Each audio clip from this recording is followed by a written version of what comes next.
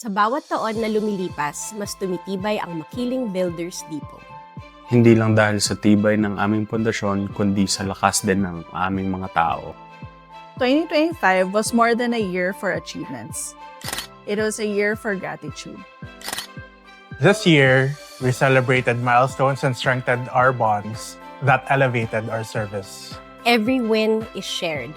Every accomplishment is a reminder that our strength comes from each one of you. Naalala ko noon, mga panahong yun na binigyan ako ng pagkakataon na pamunuan ng isang proyekto na lampas sa aking posisyon. Sa sandaling yun, naintindihan ko na makiling ay hindi lang sa pagtatrabaho ng tao, kung hindi sa pagpapalaki ito ng isang leader. Naalala ko na sandaling yun, nagbigay sa akin ng aking matinding damdamin sa pagpapalaki at pagpasalamat sa makiling. So, yung memorable para sa akin is yung time na na-promote ako kasi in-offer nila sa akin yung pagiging isang officer, kumbaga associate store manager sa Batangas branch. Nung tinanggap ko siya, medyo marami akong doubt sa sarili ko. Paano ba ako tatagal kay Makiling? Dicer na lang ba ako? Ginrab ko siya.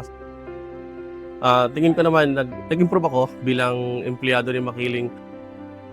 3 months pa lang ako na bilang officer, chinat ako ni boss na sabi niya sa akin, Jomar, ang ganda ng numero mo. Tapos, ang dami kong naririnig na maganda tungkol sa'yo. So, keep it up. Good job. So, yun. Talagang yung stress ko noon, lahat nawala. Si Makiling kasi yung company na ang turing niya sa tao ay hindi lang empleyado, parang isang pamilya na. Pag nakikita ka nila na may potential ka, magaling ka, bibigyan ka nila na mas mataas sa posisyon. Then si Makiling kasi siya din yung company na hindi ka nila iiwan ng mag-isa. Tutulungan ka nila physically, emotionally, mentally, at lalong higit sa lahat, financially. Yun, opportunity. Dahil nga nagsimula ako sa rank and file, binigyan nila ako ng pagkakataon na umangat. Tanggapin kung ano man yung iniatang sa akin responsibility. At hawakan ko ang isang tindahan ni Makiling.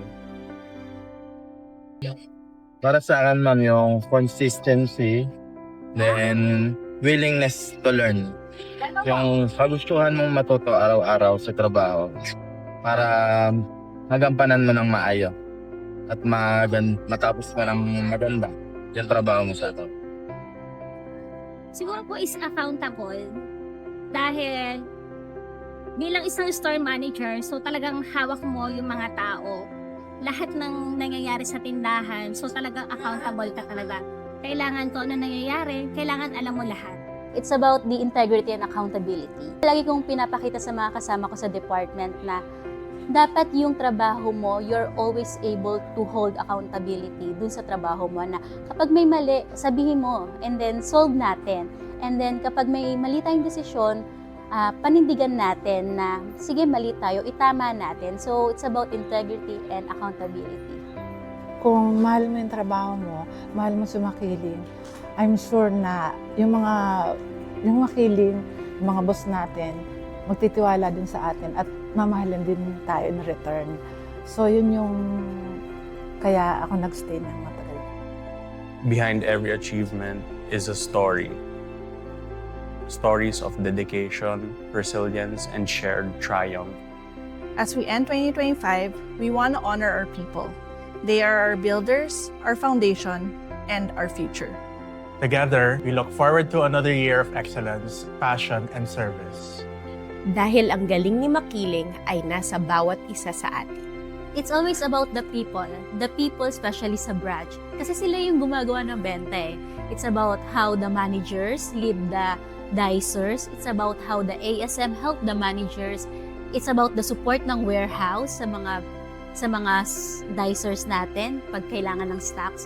So it's always about them, sa people sa branch na ang benta ni Makiling, ang buong Makiling, hindi naman tayo tatagal na magiging 9, tas magiging 10 in the future kung wala yung mga tao sa branch na yon. So it's always about them.